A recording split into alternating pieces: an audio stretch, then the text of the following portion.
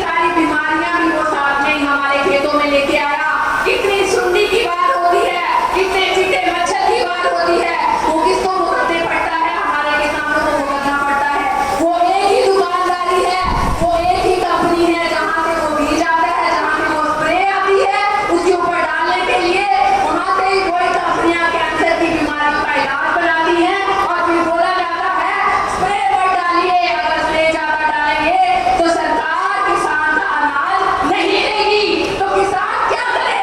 पहले किसान की नीतियां ये डिसाइड करते हैं, मिनिस्टर सारे बैठ के बड़े बड़े कॉर्पोरेट कंपनियों के साथ बिजनेस की डील करते हैं और बाद में किसान के अनाज को ठुकरा देते हैं।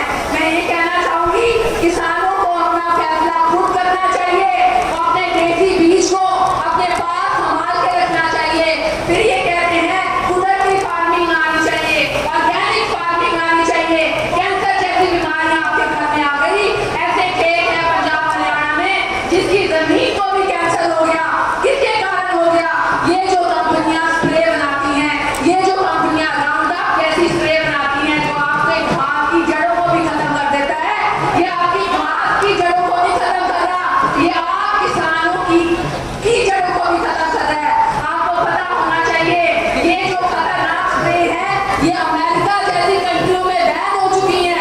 ये वियतनाम की लड़ाई में उन्होंने दुनिया को खत्म करने के लिए, जंगलों को खत्म करने के लिए इस्तेमाल की थी और आने वाले टाइम पे वहां पर अपाहिज बच्चे पैदा हुए थे, दिमाग से पैदल बच्चे पैदा हुए थे। आज से 15 साल पहले, 20 साल पहले किसी भी गांव में अपाहिज या मेंटली डिस्टर्ब बच्चे इतने पैदा नहीं होते थे जितने आज की तारीख में होते हैं।